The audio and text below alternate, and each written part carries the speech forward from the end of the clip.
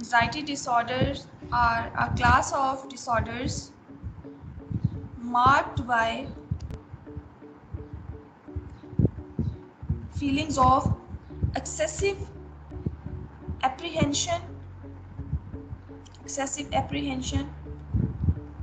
and anxiety.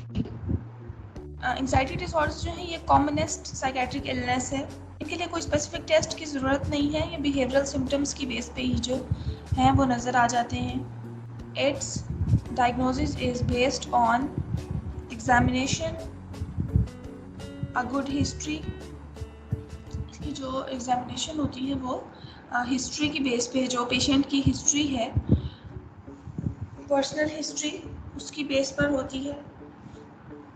और examination में हम साइंस और सिम्टम्स को एग्जामिन करते हैं। वो बिहेवियरल एग्जामिनेशन होता है जो कि हम ड्यूरिंग इंटरव्यू ऑब्जर्व करते हैं। Examination means observation, behavioural observation. Anxiety के पेशेंट जो है वो they can't sit still for a minute, उनमें हर वक्त रेस्टलेसनेस होती है।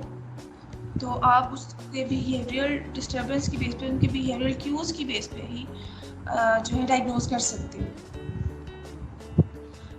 डिसऑर्डर्स को फर्दर एक्सप्लेन करने से पहले मैं एक चीज़ आप लोगों को बता दूं, और बहुत क्लियरली आप इसको अपने माइंड में फिट कर लीजिए। आप में से किसी एक भी स्टूडेंट को कोई डिसऑर्डर नहीं है। जब हम ये स्टार्ट करेंगे इनकी टाइप्स, तो इसमें से कोई एक भी टाइप ऐसी नहीं है जिसको आप ये समझें कि वो आपके अंदर है। आप में कोई डिसऑर्डर नहीं है, आप में किसी किस्म का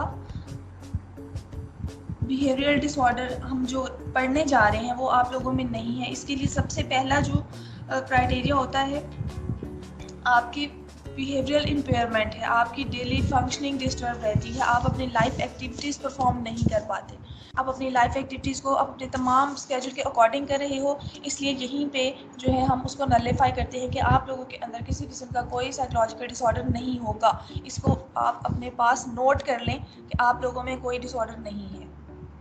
There are some common symptoms that individuals with anxiety disorder can experience. Psychological symptoms हैं और फिजिकल सिम्टम्स हैं।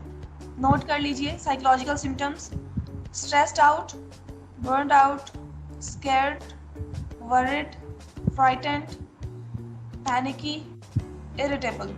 And physical symptoms contain disturbed sleep, palpitations. Palpitation means heart palpitation, headache, chest tightness, stomach twisted up in knots, stomach में bloating होती है।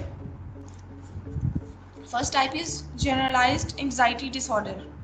The generalized anxiety disorder is marked by a chronic high level of anxiety that is not tied to any specific threat. This anxiety is sometimes called free floating anxiety. Unrealistic anxiety है ये। Generalized anxiety disorder is excessive unrealistic worry and tension even if there is little or nothing to provoke the anxiety. It is marked by a chronic high level of anxiety that is not tied to any specific threat. This anxiety is sometimes called free floating anxiety because it is non-specific. People with this disorder worry constantly about yesterday's mistakes and tomorrow's problems. अपने past की जो mistakes हैं और अपने future को सोचकर हर time जो है वो परेशान रहेंगे, और ये अनरियलिस्टिक एंजाइटी है। हर एक छोटी छोटी चीज़ पे परेशान हो जाना, हर टाइम टेंशन में रहना, कोई एक स्पेसिफिक थ्रेट भी नहीं है, किसी एक ख़ास क्यू से रिलेटेड ये एंजाइटी नहीं है। ये वरीनेस जो है ये हर वक्त हमेशा हर चीज़ के साथ ही रहेगा। On minor matters related to family, finances, work and personal illness, हर एक चीज़ को लेकर जो है पर्सन हर वक्त स्ट्रेस में रहता है, एंजाइटी के स्टेट में ही रहता है। Physical symptoms of GAD, number 1 trembling, muscle tension, diarrhoea, dizziness, faintness, sweating and heart palpitations or generalized anxiety disorder tends to have a gradual onset, gradually ये होता है, start होता है, and is seen more frequently in females than males, females में इसका जो है rate वो ज़्यादा है। on minor issues जो है वो टेंशन रहेगी और फिजिकल सिम्टम्स भी आपको पता चल गए और साइकोलॉजिकल सिम्टम्स भी आपने देख लिए कि एक्सेसिव वरी में रहेंगे। ऑन माइनर मैटर्स, हर वक्त परेशान रहना, कॉन्स्टेंटली अपने पास्ट और फ्यूचर को सोचकर परेशान रहना। इसको फ्री फ्लोटिंग एंजाइटी भी कहते हैं क्योंकि ये नॉन स्पेसिफिक है, किसी एक स्पेसिफाइड क्यू से रिलेटेड एंजाइटी नहीं है, किसी एक स्पेसिफिक इवेंट से रिलेटेड नहीं है। जनरली आप पूरा दिन टेंस हो, पूरा दिन परेशान हो, छोटी छोटी चीज़ों से को सोचकर हर वक्त परेशान रहना, generalised anxiety disorder. Okay, next one is panic disorder. Panic disorder is characterised by recurrent attacks of overwhelming anxiety, OVERWHELMING, overwhelming anxiety with that usually occurs suddenly and unexpectedly. Feelings of terror that strikes suddenly and repeatedly with no warning. There is no warning before the panic attack. These paralyzing panic attacks are accompanied by physical symptoms of anxiety. इसमें physical symptoms included है, anxiety के जो physical symptoms आपने देखे, muscle tension, diarrhoea, dizziness, faintness, sweating, heart palpitation, sweating, chest pain, irregular heartbeats, and a feeling of choking, which may make a person feel like he or she is having a heart attack or going crazy. जब panic attack होता है तो जो victim है वो परेशान हो जाता है और फिर वो सोचता रहता है कि अब नेक्स्ट पैनिक अटैक कब होगा और किसी भी टाइम हो सकता है। इसमें कोई स्पेसिफिक जो है क्यू नहीं है, कोई इवेंट नहीं है, कोई ऑब्जेक्ट से रिलेटेड नहीं है। Panic attack without Q. अब कुछ पेशेंट्स में ऐसा होता है, कुछ पेशेंट्स जो है उनमें ये प्रॉब्लम होता है कि जब उन्हें पैनिक अटैक होता है तो उसके बाद वो ये सोचते रहते हैं कि अब उनको कहीं पे पब्लिक प्लेस पर जो है पैनिक अटैक ना हो जाए और at that point they may escalate to the point where they are afraid to leave home. जब वो घर से बाहर निकलने से डर जाते हैं क्योंकि उन्हें नहीं पता कि कभी पैनिक अटैक हो सकता है, तो इस पॉइंट पे हम कहेंगे कि panic attack with agoraphobia. This creates a condition called agoraphobia, AGORAPHOBIA,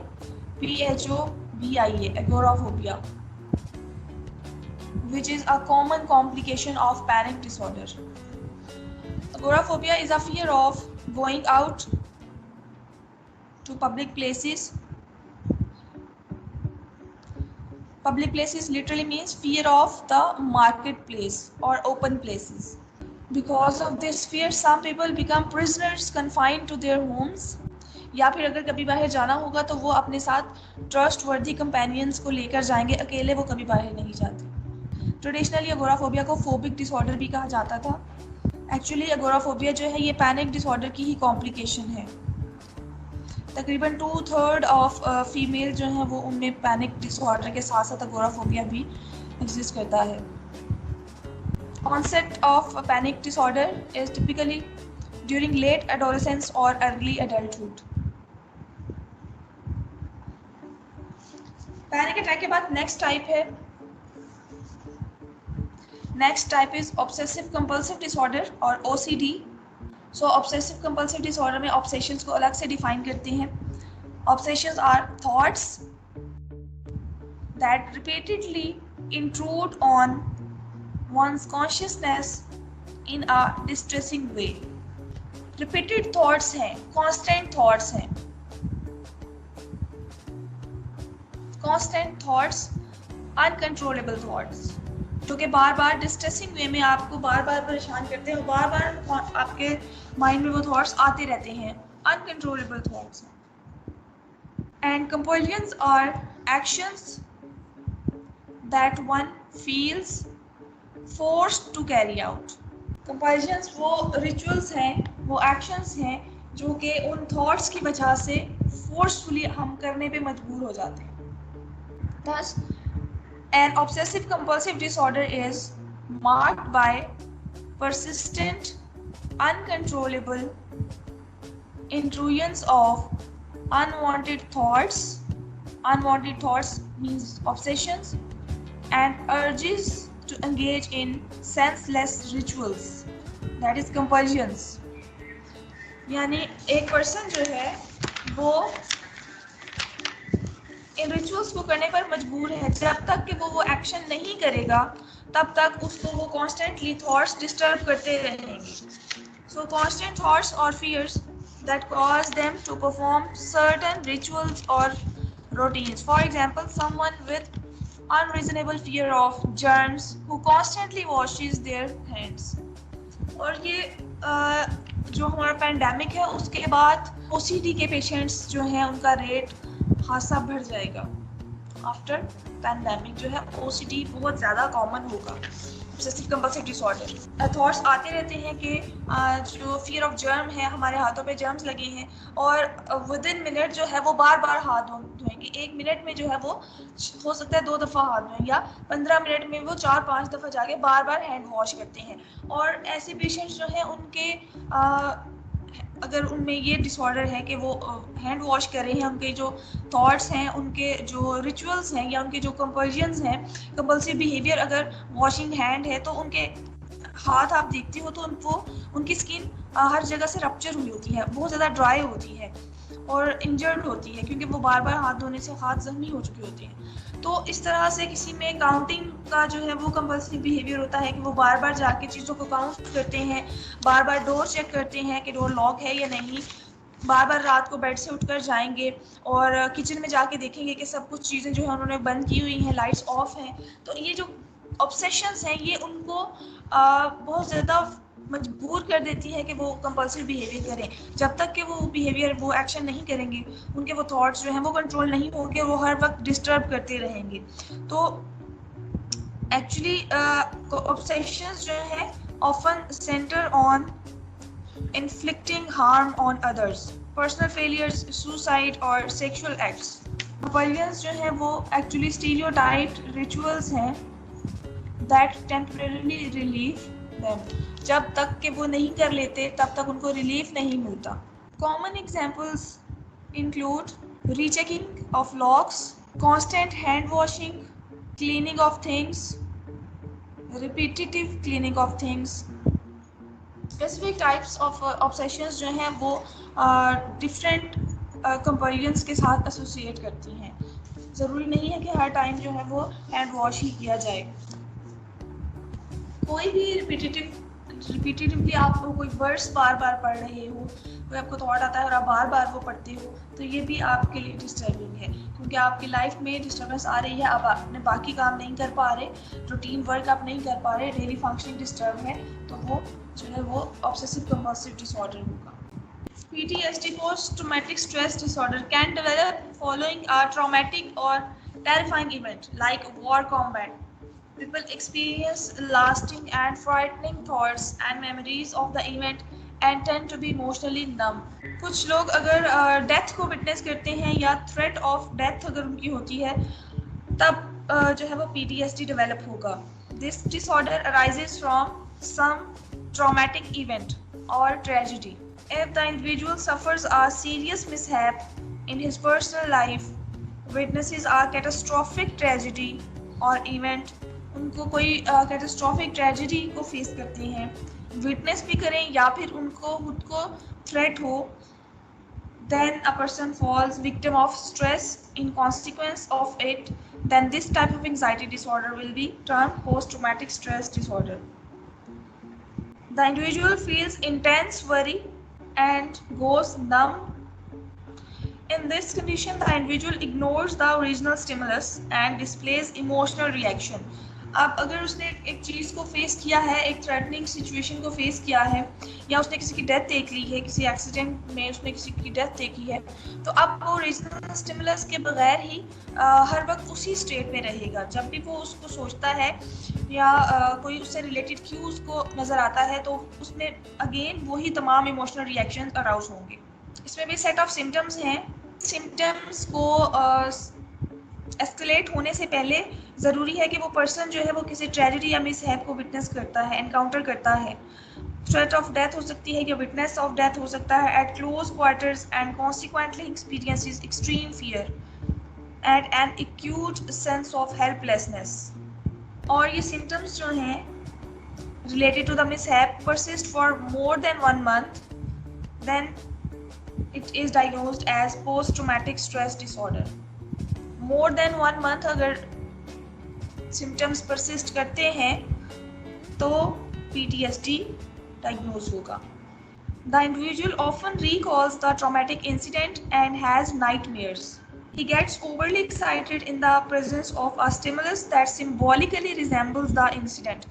कोई भी resemblance किसी भी stimulus की अगर होती है तो फिर उसमें वही तमाम सिम्टम्स जो उस एनकाउंटर के टाइम पे थे वो तमाम इमोशनल रिएक्शन अराउज हो जाते हैं। For example thunder, lightning, storm, hailing और the anniversary of the incident.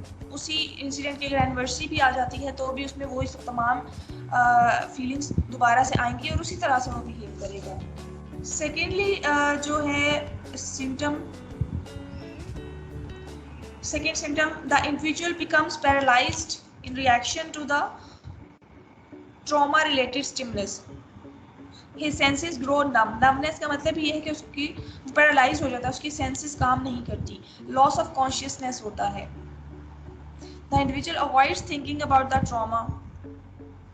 He stays away from a situation that may remind him of the mishap. Social relationship उसके डिस्टर्ब रहेंगे, पॉजिटिव इमोशंस नहीं वो show कर सकता, लॉस ऑफ इंटरेस्ट होता है in daily activities, difficulty in sleeping and concentrating, और वो तमाम इमोशनल रिस्पॉन्स को वो एग्जैजरेट कर ले। पाकिस्तान में जो हमारा यहाँ पे 8 अक्टूबर को जो ज़लज़ला आया था, अर्थक्वेक जो था, उसके रिस्पॉन्स में भी बहुत सारे बच्चों में PTSD डेवलप हुआ था। इसी तरह से 9/11 का जो इंसिडेंट था उसके बाद भी बहुत सारे अमेरिकन पीपल में PTSD डेवलप हो चुका था। अगर मोर देन 1 month सिम्टम्स परसिस्ट करते हैं तो उसको हम post traumatic stress disorder chronic form कहेंगे, क्रॉनिक। और अगर लेस देन 1 month परसिस्ट करते हैं और 1 month के बाद जो है वो डिसअपियर हो जाते हैं symptoms related to that trauma, तो उसको हम एक्यूट स्ट्रेस डिसऑर्डर कहते हैं। Acute means less than 1 month। अगर शॉर्टर ड्यूरेशन है तो वो एक्यूट स्ट्रेस डिसऑर्डर है, सिम्टम्स का अगर शॉर्टर ड्यूरेशन होगा तो एक्यूट स्ट्रेस डिसऑर्डर है, और अगर लॉन्गर ड्यूरेशन है और मोर देन 1 month है तो उसको हम पोस्ट ट्रॉमेटिक स्ट्रेस डिसऑर्डर कहेंगे। APS स्कूल का जो इंसिडेंट था 2014 का, उसमें बच्चों में भी PTSD डेवलप हुआ था। उस स्कूल के बच्चों में, बहुत सारे स्कूल गोइंग जो चिल्ड्रन थे उनमें PTSD डेवलप हुआ था। सोशल एंजाइटी डिसऑर्डर जो है overwhelming worry and self consciousness about everyday social situations. The worry often centers on a fear of being judged by others or behaving in a way that might cause embarrassment or lead to ridicule. Social anxiety में एक person जो है वो यही सोचता रहता है कि मैं कोई ऐसी कोई ऐसा एक्ट ना करूं या कोई ऐसा बिहेवियर मेरा ना हो जिसकी वजह से जो है मैं अपने सोशल सर्कल में या सोशल सेटअप में जो है मुझे रेडिक्यूल किया जाए, रेडिकुलस बिहेवियर ना हो या मुझे जज ना किया जाए।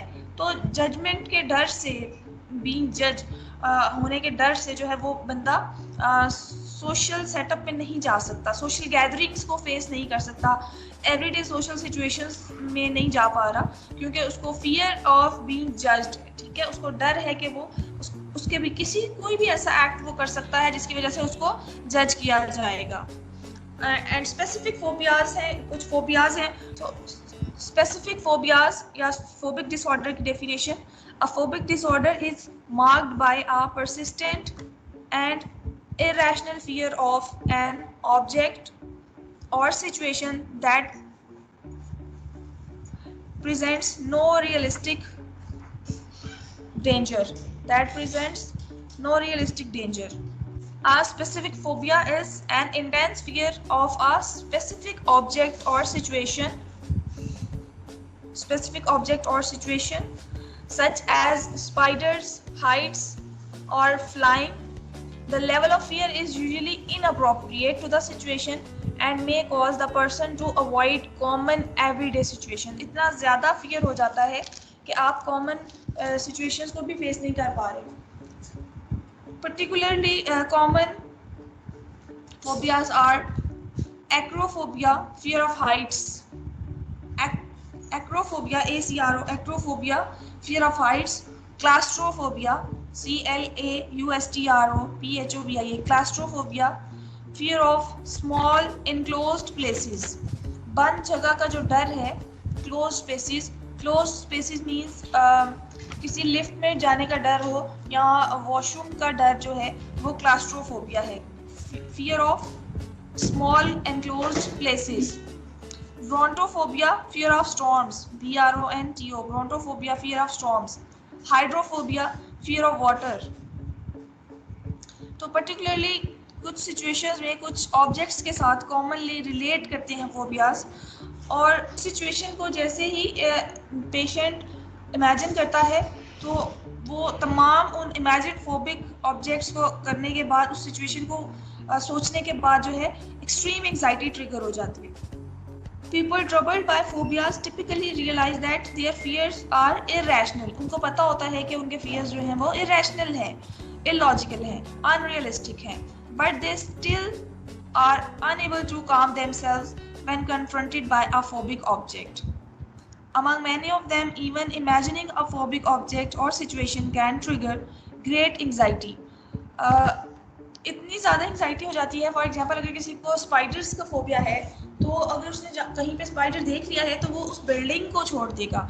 अगर किसी को फियर ऑफ हाइट है और उसकी अपॉइंटमेंट किसी ऐसे ऑफिस में हो जाती है जो कि 11th फ्लोर पर है, तो अब क्योंकि उसको हाइट का फोबिया है तो वो अपने ऑफिस नहीं जा पा रहा क्योंकि वो 11th फ्लोर पे है, तो वो उस जॉब को क्विट कर देता है। अगर किसी इंसेक्ट का फियर है, इंसेक्ट के डर से जहाँ पे उसने उस इंसेक्ट को देखा है वो उस रोड पर नहीं जाएगा, वो उस शहर में भी नहीं जाएगा, उस सिटी को छोड़ देगा।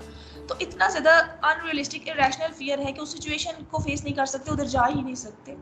उसको हम स्पेसिफिक फोबिया कहेंगे, या फोबिया सिंपल फोबिया है, फोबिक डिसऑर्डर है, और फोबिक डिसऑर्डर के अंदर स्पेसिफिक सिचुएशन, स्पेसिफिक ऑब्जेक्ट से रिलेटेड जो फोबिया है वो स्पेसिफिक फोबिया होगा। तो ये तमाम जो थे ये एंग्जाइटी डिसऑर्डर हैं।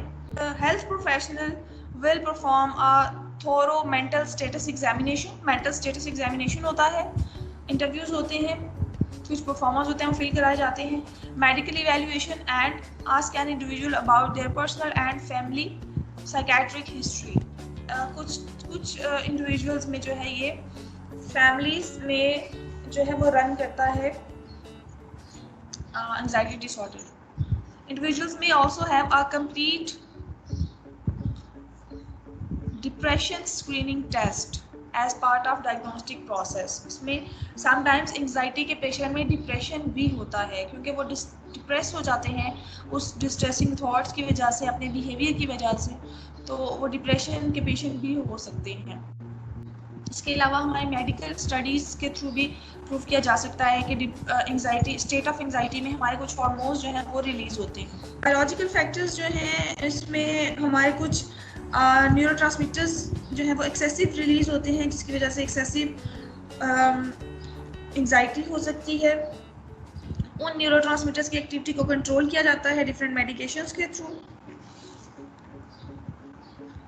एंजाइटी के पेशेंट्स को मेडिसिन्स दी जाती हैं इसके साथ साथ लर्निंग के थ्रू भी हमने बहुत सारे फोबिया जो हैं वो सीखे होते हैं। एंग्जाइटी रिस्पॉन्सेज जो होते हैं they may be acquired through classical conditioning and maintain through operant conditioning. Classical conditioning के थ्रू हम उनको सीख लेते हैं और ऑपरेंट कंडीशनिंग यानी रीइंफोर्समेंट या रिवॉर्ड की वजह से हम उनको जो है मज़ीद परमानेंट कर लेते हैं, मेंटेन रखते हैं। हम हर टाइम जब उस सिचुएशन से एस्केप करेंगे तो वो जो एंग्जाइटी रिड्यूस हो जाती है, वो एंग्जाइटी रिडक्शन हमारे लिए रिवॉर्ड का काम कर रही है। यानी ऑपरेंट कंडीशनिंग के थ्रू हमने उसको जो है वो मेंटेन भी रखा। कॉग्निटिव फैक्टर्स के थ्रू अगर हम देखें तो कॉग्निशियस थिंकिंग है, तो थॉट पैटर्न्स जो हैं, जो इंडिविजुअल है वो उस स्टिमुलस को मिस इंटरप्रेट करेगा, उस सिचुएशन को, एक हार्मलेस सिचुएशन है, उस सिचुएशन को थ्रेटनिंग इंटरप्रेट कर लेता है, मिस इंटरप्रिटेशन की जाती है। और समटाइम्स सेलेक्टिवली रिकॉल करते हैं इंफॉर्मेशन को दैट सीम थ्रेटनिंग, सिर्फ वो हिस्सा रिकॉल करते हैं जो कि थ्रेटनिंग होता है। थिंकिंग स्टाइल जो है एक्चुअली वो वल्नरेबल बनाते हैं एक पर्सन को एंग्जाइटी डिसऑर्डर्स के लिए।